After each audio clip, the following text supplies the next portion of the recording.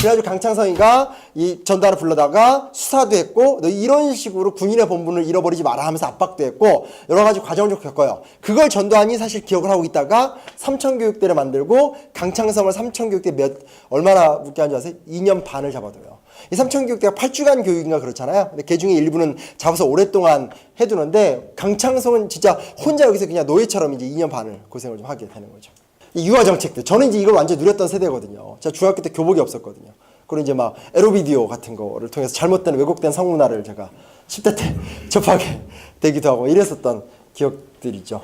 그리고 이제 경제가 사실은 삼조왕이 나오는 배경 중에는 전두환 정권의 경제 어떤 운용 계획 자체가 그 이전에 있었던 박정희 정권의 경제 운용 계획과 방식이 달라요. 최근에 많이 연구가 나오고 있는 것들인데 어찌됐건 박정희 정권이 지향했었던 경제 정책을 사실은 아주 크게 수정을 하고 우리나라가 진정한 무역 흑자 국가가 됐다라는 것도 좀 기억을 해둘 필요가 있어요.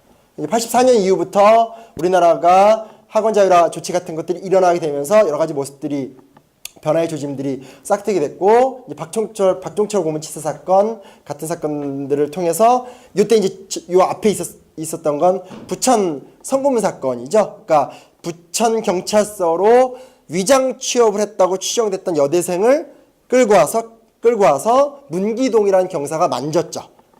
근데 그 다음날 그걸 이제 폭로를 하니까 이제 경찰 측에서는 이제 여자를 아주 이제 타락한 여자처럼 몰죠. 막 이러면서 이렇게 충돌이 일어나고 막 그러면서 그 얘기가 굉장히 큰 이슈가 됐고 그다음에 박종철 고문치사 사건 이건 유명하죠. 뭐 이 얘기 아니에요. 탁 친히 억하고 죽었다. 제가 맨날 이렇게 제자들 가르칠 때 얘기해요. 너 일로 와봐. 앉아봐.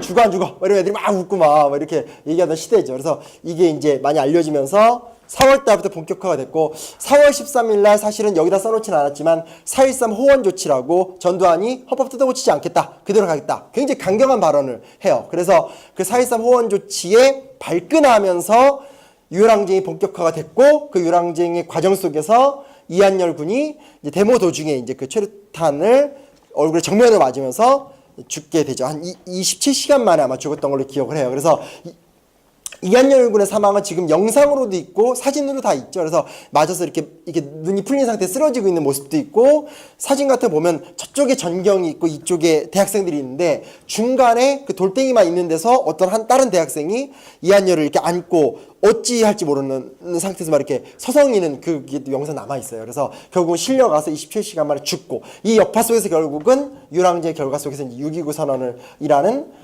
전두환 정권의 항복을 통해서 오늘 우리가 쓰고 있는 5년 단임 직선제 헌법이 만들어지게 되었다라는 얘기들이죠. 시간 강에서 뭐 하나하나 더 자세하게 말씀 못 드렸는데요. 이런 것들에 대해서 사실은 조금 더 깊은 성찰, 이 시대를 어떻게 이해할 것인가에 대한 조금 더 많은 이야기들이 조금 더 준비는 돼야 될 것 같아요. 저부터도 그렇지만 그렇고 우리 학계에서도 그렇고요. 그래서 그런 식으로 갔고요. 그 몇 가지 얘기만 하고 몇 가지를 다 얘기 못 하겠다. 시간이 없다. 몇 가지 얘기만 좀 하고 마무리 드릴게요.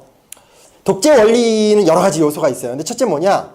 기회주의와의 영합이에요. 기회주의와의 영합. 이게 되게 우리 역사가 갖고 있는 최악의 쓴뿌리고 이 쓴뿌리를 지금부터라도 확실하게 뿌리 잡지 않으면 대한민국의 역사적 가능성은 저는 없다고 생각해요. 자꾸 저는 뭐 이렇게 다음에 뭐 문재인을 뽑는다, 이재명을 뽑는다. 뭐 성향의 차이가 있으니까 어쨌건 정권 교체를 하면 태평성대가 오겠지. 과연 그럴까요? 간단한 문제가 아니에요. 어떤 권력이든 권력은 정치 게임을 할 수밖에 없고 한계가 있고 또 권력자는 배신할 수도 있고 타락할 수도 있죠. 링컨 되게 유명하잖아요. 사실은 링컨 대통령 나오기 전에 노예제 문제는 이미 꽤 오래된 화두였었어요. 심지어 미국 독립혁명을 성공적으로 마무리 짓고 2대 대통령이 됐던 토마스 제퍼슨이 무슨 얘기를 하냐면 우리 공화국에 근본적 모순이 있고 이건 언젠가 심각한 문제가 될 것이다. 그게 뭐예요? 노예제 문제였었어요. 그리고 50년 만에 남북전쟁이 터져버리는 거 아니에요. 근데 그때도 미국 시민들이 나쁜 사람들이 아니에요. 노예제 문제 극복해야 된다고 하면서 계속 노예제 폐지를 옹호하는 대통령들을 계속 뽑아줘요. 왜냐면 남북전쟁 같은 거 하면 남부주가 더 계속 적잖아요. 인구도 적고. 그러니까 대부분 북부의 눈치에 입맛에 맞는 대통령들을 뽑아줬거든요. 근데 대통령이 되고 나면 남부주와의 이해관계 때문에 함부로 노예제 문제를 건드리지 못했어요. 사실은 그래서 소위 말하는 링컨은 선명 노선이죠. 애초에 그 선거 강령 자체가, 그러니까 공약 자체가 노예제 폐지였기 때문에 링컨은 대통령이 되자마자 남북전쟁이 일어났거든요. 그러니까 남북전쟁 문제를 수습을 할 수밖에 없는 문제가 이제 됐던 건데, 사실은 우리가 열심히 노력을 해서 좋은 대통령을 뽑는다고 해서 앞으로 우리 사회가 태평성대가 된다. 이건 정말 좀 나쁘게 얘기하면 세종대왕 컴플렉스, 세종대왕 컴플렉스. 뭐 무슨 세종대왕이 와서 우리 다 아니, 생각해보세요. 세종대왕 때 우리 사회가 행복한 사회였을까요? 세종대왕 때 인구의 절반은 뭐예요? 노비예요, 노비. 그렇지 않아요? 7반 천역이라고 그래서 뭐예요? 좀 직급이 낮은 이렇게 중인들 이래서 다 차별받고 그런 세대거든요. 그러니까 그 시대의 맥락에서 세종대왕이 훌륭했다는 거지, 세종대왕을 딱 뽑아놨다고 해서 그 시대가 정말 퍼펙트하고 아름다운 사회가 되는 건 아니거든요. 근데 제가 왜 자꾸 이렇게 흥분해서 얘기를 하게 되냐, 우리 사회가 구한말 때부터 해결하지 못한 가장 광범위한 잘못된 문화가 바로 기회주의라는 거죠. 이 기회주의는 친일파라는 모습으로 나타나게 됐었고, 이승만 당시 자유당이라는 모습으로 나타나게 됐었고요. 그리고 독재 정권 당시에 독재 정권의 부역자로서의 모습도 나타나기도 했었죠. 그러니까 인터넷에 떠도는 거 보면 박종철이가 끝까지 입을 안 열면서 지켜주고자 싶었던 학교 선배가 새누리당 국회의원하고, 아까 YH 사건 당시에 거기서 얼굴이 함몰될 정도로 두드려 맞은 당시 신민당 야당의 그 무슨 공보실장 하나가 있어요. 그게 나중에 전두환 정권에서 아주 실세가 되거든요. 그런 식으로 발걸음을 살짝만 옮기면 사람이 싹 변하게 되는, 이 역사가 우리 역사에서 너무나 오랫동안, 그래서 이거든요.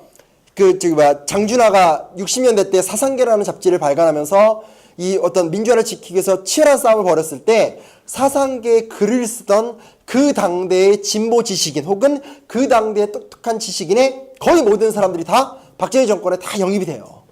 그래서 그걸 어떤 학자가 얘기할 때 보면, 장준하는 사상계라는 잡지를 폐간당하는 거로만 진 것이 아니라 인간관계에서도 박정희한테 패배했다, 이런 말을 막 해요.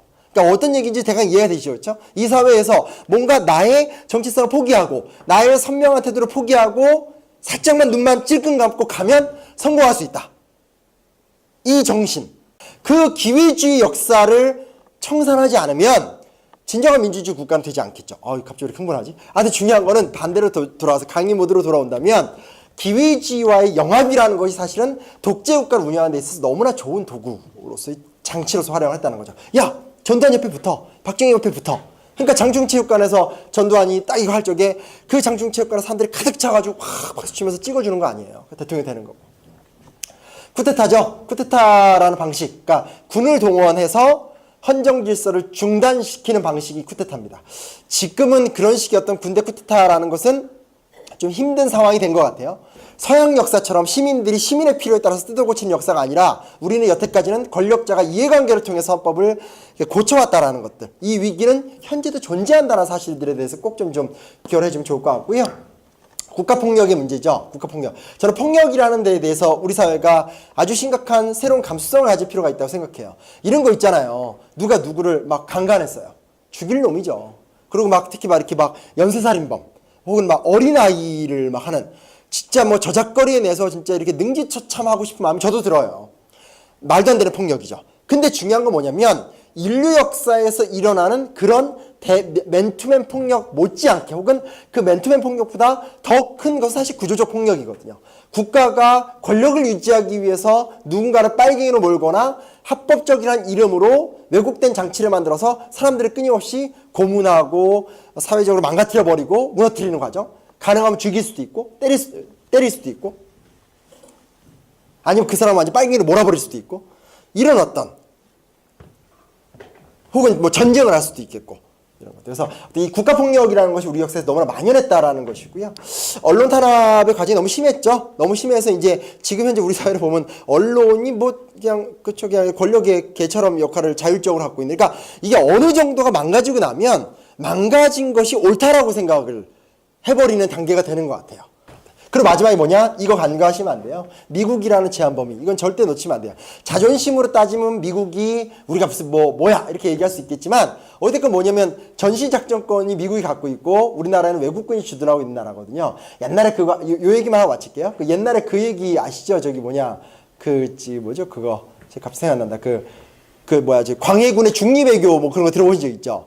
그때 광해군이 아무리 봐도 금나라가 누르하치가 이끄는 금나라가 명나라랑 싸우면 무조건 누르하치가 이겨요. 근데 죽어도 군을 보내기 싫은 거예요. 근데 그 당시에 백성부터 시작해가지고 그 막 신하들까지 아주 광해군 한 명을 빼놓고 다 임진왜란 명이 우리를 도와줬으니까 원군을 보내야 됩니다. 다 이거였어요.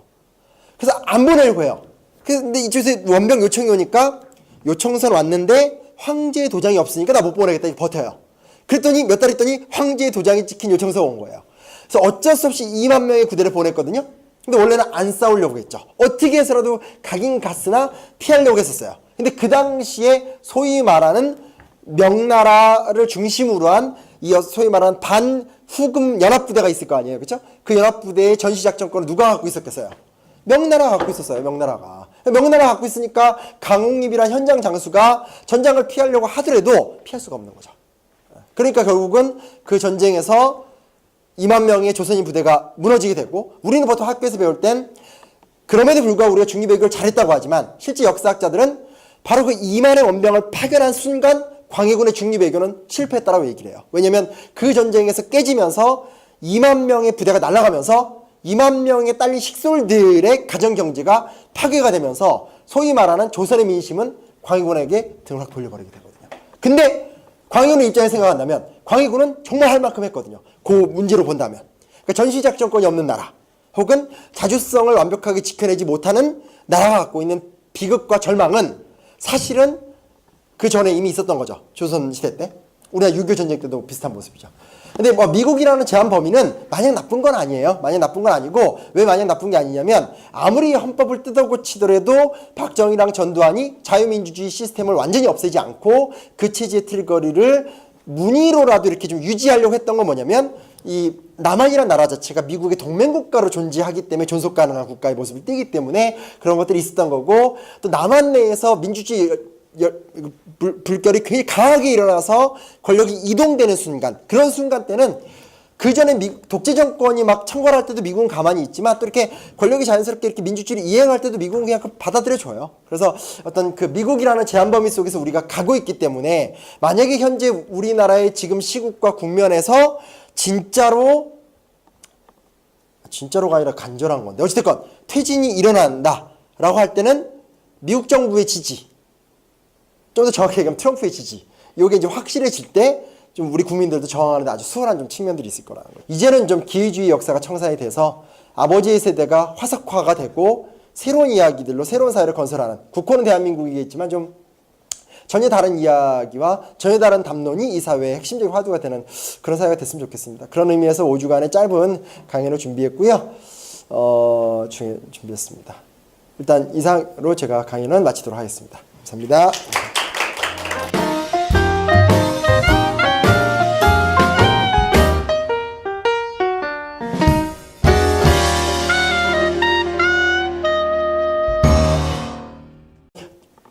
전두환 정권의 경제 어떤 운용 계획 자체가 그 이전에 있었던 박정희 정권의 경제 운용 계획과 방식이 달라요. 최근에 많이 연구가 나오고 있는 것들인데, 어찌됐건 박정희 정권이 지향했었던 경제 정책을 사실은 아주 크게 수정을 하고 우리나라가 진정한 무역 흑자 국가가 됐다라는 것도 좀 기억을 해둘 필요가 있어요.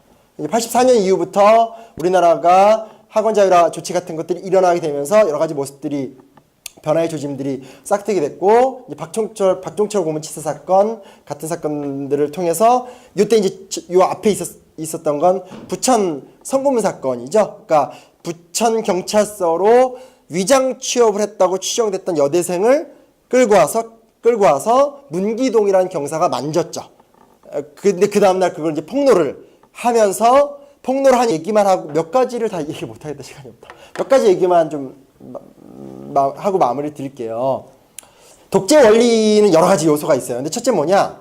기회주의와의 영합이에요. 기회주의와의 영합. 이게 되게 우리 역사가 갖고 있는 최악의 쓴뿌리고, 이 쓴뿌리를 지금부터라도 확실하게 뿌리 잡지 않으면 대한민국의 역사적 가능성은 저는 없다고 생각해요. 자꾸 저는 뭐 이렇게 다음에 뭐 문재인을 뽑는다, 이재명을 뽑는다, 뭐 성향의 차이가 있으니까 어쨌든 정권 교체를 하면 태평성대가 오겠지. 과연 그럴까요? 간단한 문제가 아니에요. 어떤 권력이든 권력은 정치 게임을 할 수밖에 없고 한계가 있고, 또 권력자는 배신할 수도 있고 타락할 수도 있죠. 링컨 되게 유명하잖아요. 사실은 링컨 대통령 나오기 전에 노예제 문제는 이미 꽤 오래된 화두였었어요. 심지어 미국 독립혁명을 성공적으로 마무리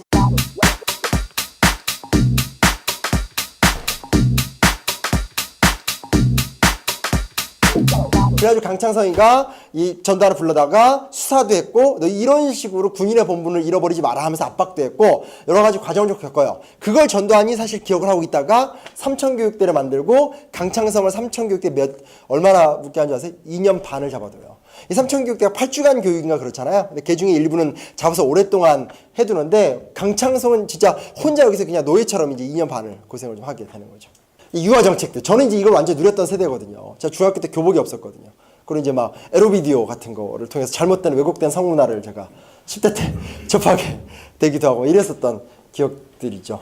그리고 이제 경제가 사실은 삼조왕이 나오는 배경 중에는 이한열 군의 사망은 지금 영상으로도 있고 사진으로 다 있죠. 그래서 맞아서 이렇게 눈이 풀린 상태에 쓰러지고 있는 모습도 있고 사진 같은 거 보면 저쪽에 전경이 있고 이쪽에 대학생들이 있는데 중간에 그 돌덩이만 있는 데서 어떤 다른 대학생이 이한열을 이렇게 안고 어찌 할지 모르는 상태에서 막 이렇게 서성이는 그게 영상 남아 있어요. 그래서 결국은 실려가서 27시간 만에 죽고 이 역파 속에서 결국은 유랑제의 결과 속에서 이제 6.29 선언을 일하는 전두환 정권의 항복을 통해서 오늘 우리가 쓰고 있는 5년 단임 직선제 헌법이 만들어지게 되었다라는 얘기들이죠.